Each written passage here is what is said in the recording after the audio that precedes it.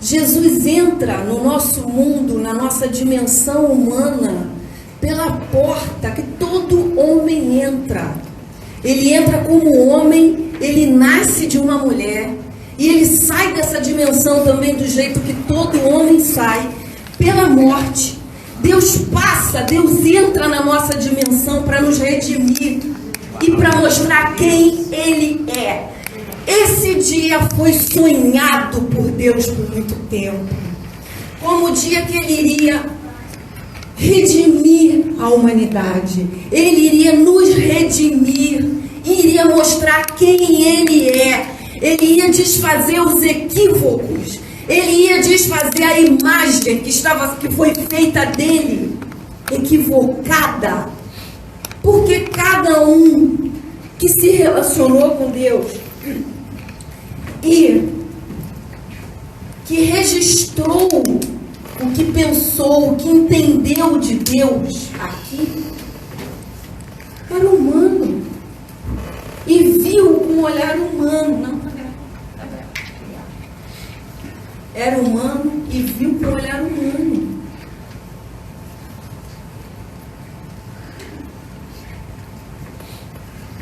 Abraão foi chamado e a forma como ele se relacionou com Deus, a forma humana. Moisés, que sistematizou um registro sobre Deus, foi uma visão humana. Foi a visão de Moisés, foi a visão que aquele homem tinha condição de ter naquela idade da história da humanidade, naquele ponto. Aquilo que as sociedades conseguiam entender. Aquela foi a revelação para aquele momento da humanidade. Cada um viu em parte. Ninguém viu Deus como Ele realmente era. Os contornos de Deus. O que Ele era realmente. Foi revelado na plenitude dos tempos. Em Cristo. Um dos discípulos pergunta a Jesus um dia, pede a Jesus um dia, mostra-nos o Pai. Isso vai nos bastar. E Jesus fala, acho que foi Filipe, eu estou contigo, eu estou com vocês há tanto tempo, não tendes me visto. Quem vê a mim, vê ao Pai. Então Deus sonhou com aquele momento, a plenitude dos tempos para desfazer equívocos. Porque construíram uma imagem de um Deus vingativo, justiceiro, que parecia ter prazer em julgar, em apedrejar pessoas que colocavam o pé fora de uma linha. E Deus sonhou com um dia, queria desfazer esses equívocos, queria rasgar o véu, queria mostrar quem Ele realmente é. E Ele faz isso. O tempo se cumpre. É o primeiro ponto que Jesus fala. Ele podia chegar e falar tanta coisa, mas Ele falou isso. O tempo está cumprido. E o segundo ponto, Ele fala, é chegado o reino de Deus. Como assim é chegado o reino de Deus? Para quem que Ele estava falando isso? Quem era o público dele ali no momento? Judeus. Era Israel.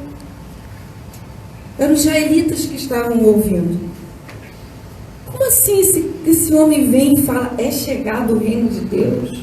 Nós somos filhos de Abraão. O reino de Deus já chegou para a gente há muito tempo. O reino de Deus, para nós, chegou com o chamado de Abraão. E com a sistematização que Moisés fez. Nós somos filhos de Abraão, o reino de Deus já está conosco há muito tempo. Como é que esse homem vem e fala que é chegado o reino de Deus? O que Jesus, ao que ele estava se referindo quando ele diz reino de Deus? Não era o que eles conheciam de Deus. Era uma palavra nova. E ele diz, o terceiro ponto, arrependei-vos.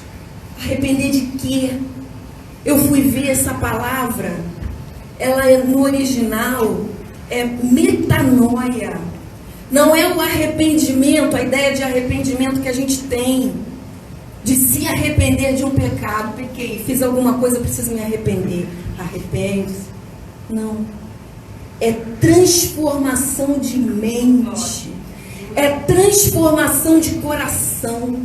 É transformação da maneira de pensar. É uma releitura que se faz de si, da vida, do próximo.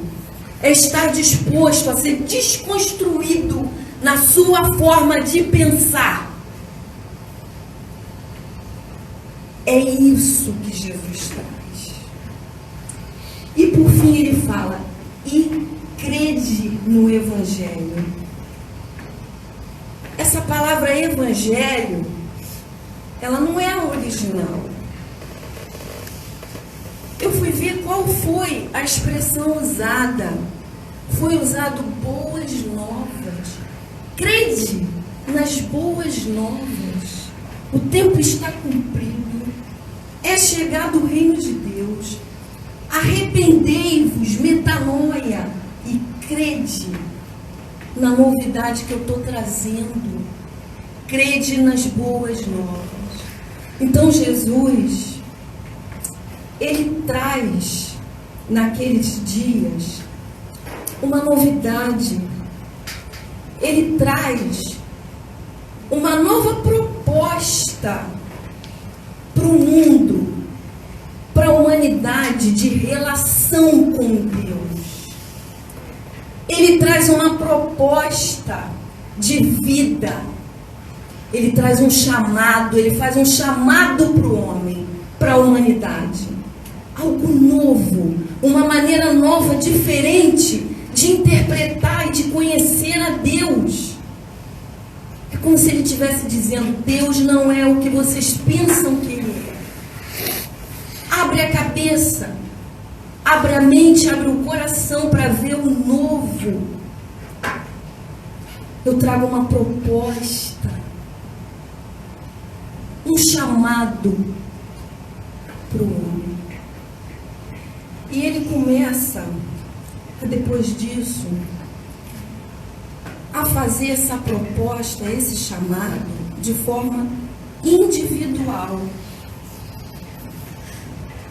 Ele passa por pessoas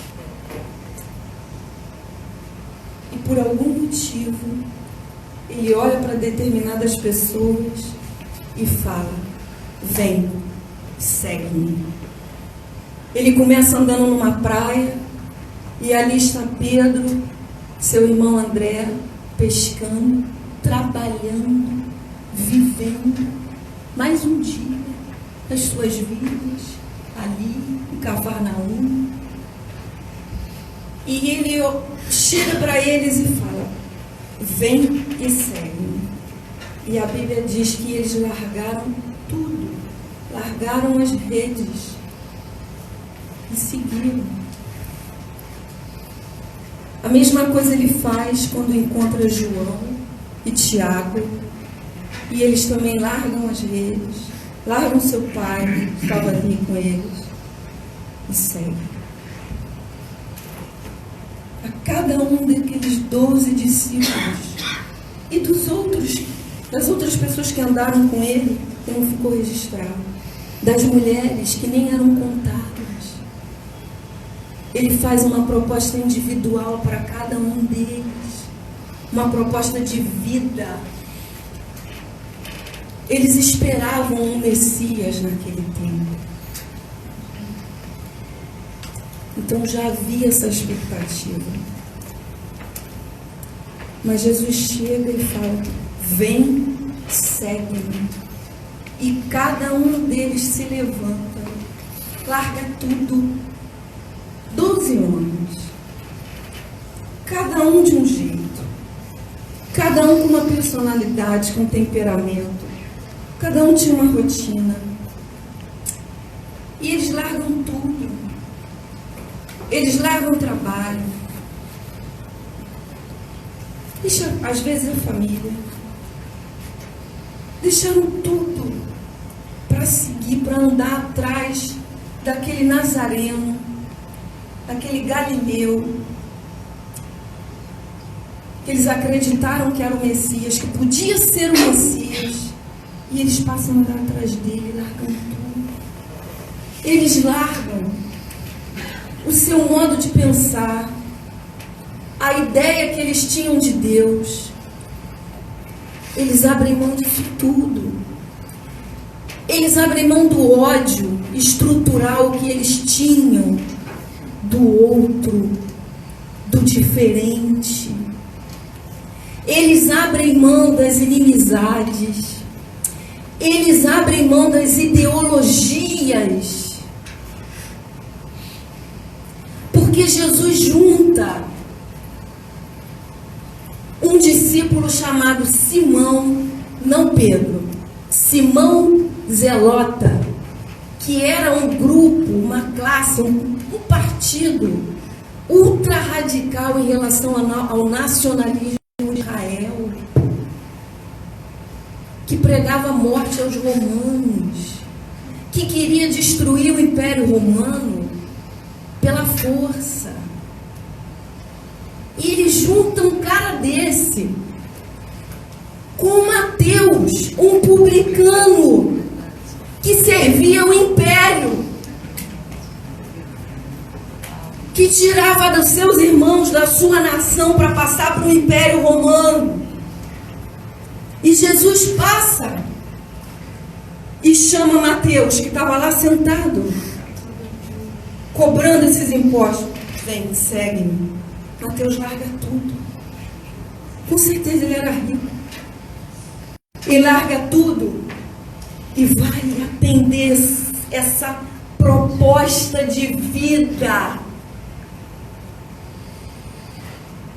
E aceita ser desconstruído em tudo para conseguir viver com um zelota, e o zelota conseguir viver com ele por 3 anos. E assim foram todos. E ele chega com essa proposta para Maria Madalena. Proposta de vida, chamado de vida. E Jesus continua fazendo esse chamado. Essa proposta, ele continua estendendo e fazendo essa proposta durante todo esse tempo e nos nossos dias. Ele nos encontra, acende a luz de um quarto escuro onde a gente está e onde ele esteve o tempo inteiro na nossa vida e a gente não via. Ele acende a luz e você o vê. E ele te faz uma proposta simples, crua, curta. Vem e segue-me. E como é que a gente responde a isso? Será que a gente responde a isso da mesma forma que Pedro, que João, que o Simão Zelota, que Mateus, o publicano vendido, rico? Como é que a gente responde a isso? A gente não consegue abrir mão da nossa própria maneira de ver a vida, de sentir a vida, de perceber o outro, de ler o outro. A gente não consegue perdoar. A gente não consegue amar. A gente não consegue abrir mão de projetos próprios, de sonhos bobos, secundários, diante do sonho que está dentro da proposta de Cristo para você, para mim. Onde é que a gente está diante dessa proposta? Você já recebeu essa proposta? Se não recebeu, está recebendo agora. E a gente passa a vida esperando propostas dessa vida, mesmo depois de conhecer esse Cristo. A gente passa a vida esperando proposta de casamento. A gente passa a vida esperando propostas profissionais. Passa a vida esperando um contrato que quando acontecer vai mudar tudo. A gente passa a vida esperando propostas de sociedade.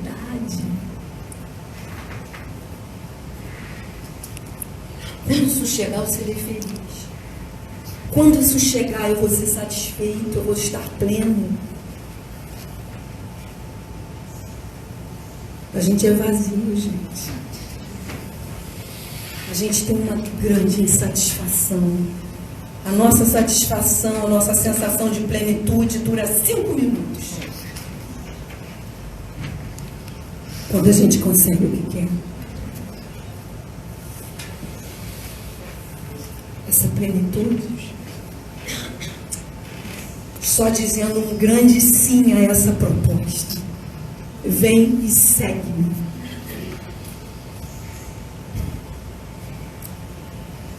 Enquanto você não entende, não bota o pé e não entra por essa porta, mesmo, o sistema do mundo é o sistema que roda na tua cabeça. No rádio é da tua cabeça.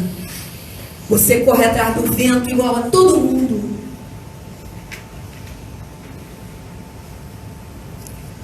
Você vai correndo atrás de realizações de projetos e toda a tua energia está na vida. Está em coisas que Jesus chamou de secundárias, tratou com nível de atenção secundário. Pode passar, Gabi, por favor. Porque ele diz, mas buscai primeiramente, buscai o seu reino e a sua justiça, o reino dos céus, o reino de Deus, e todas as coisas, as outras coisas vos serão acrescentadas. E a gente passa, depois de receber essa proposta imensa, esse grande chamado, a gente continua gastando a nossa atenção, o foco da nossa vida, as nossas energias em coisas que Jesus considera secundárias. E você não tem tempo, você não tem energia, você não tem espaço nos teus pensamentos para ele falar com você. Para ele dividir com você os sentimentos dele naquele dia, naquele tempo, naquele momento de vida. O que Deus pensa desse tempo que a gente está vivendo? O que Deus pensa desse momento da tua vida? Você não sabe? Porque você está ocupado, correndo atrás das outras coisas.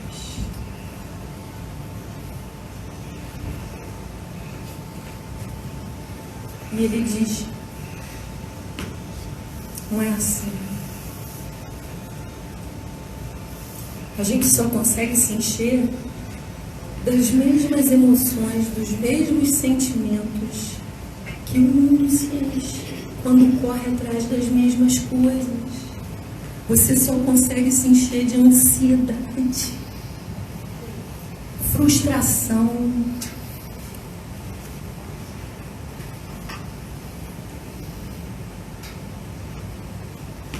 e ele te diz, vem e segue-me.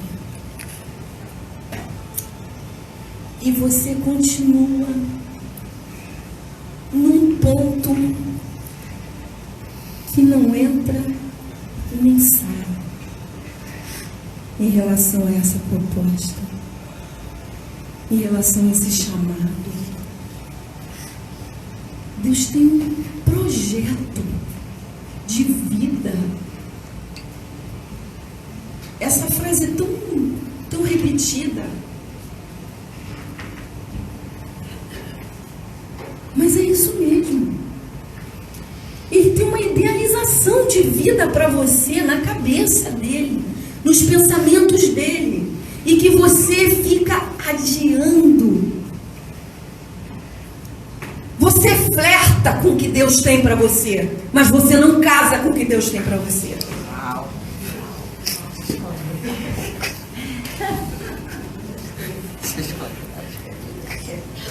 O que você acha que vai te encher de plenitude na vida?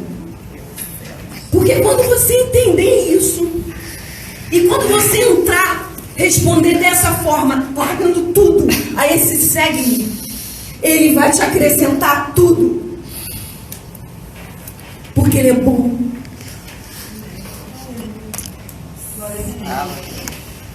Ele vai colocar uma mesa para você na presença dos seus inimigos, de tudo que te confronta, não pessoas.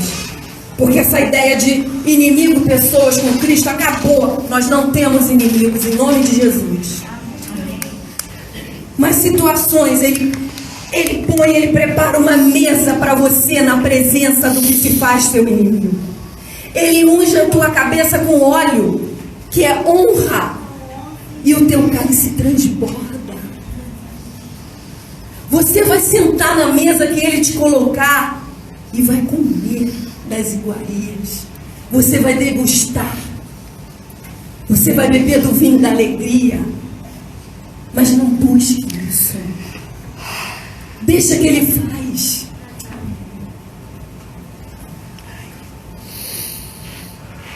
Só responda ao vem, segue-me. Larga tudo. Esteja disposto a ser desconstruído. Esteja disposto a jogar por terra as suas ideologias. Acima do profissional que você é, da professora, do músico, da dentista, da advogada, da estudante, da mãe, do pai, do filho que você é. Você é do reino.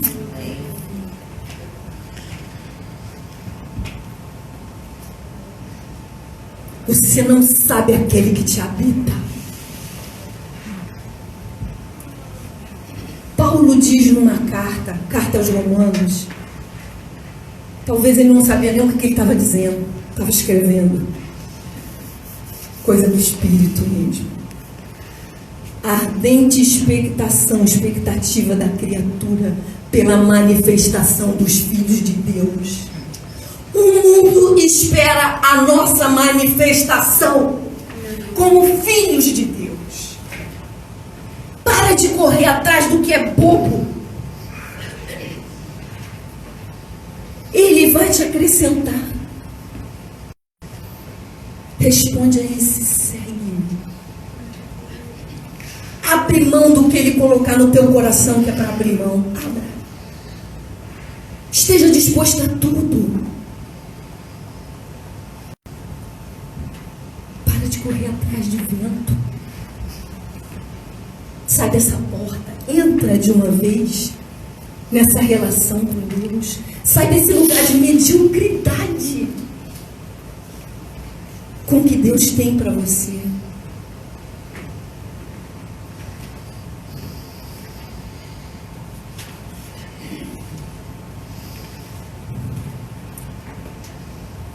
E você vai se surpreender. Você vai se surpreender com o que vai acontecer. Aquilo que você parou de buscar, vai te alcançar.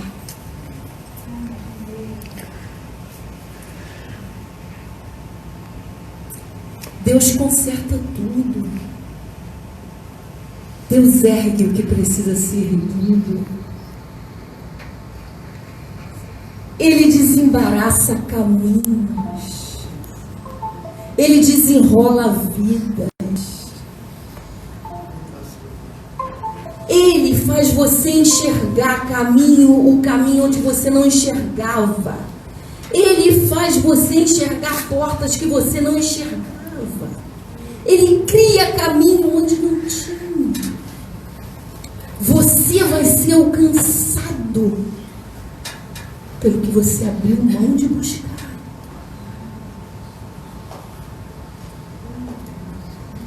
Então, nessa manhã, eu não sei em que ponto disso você está, mas eu te convido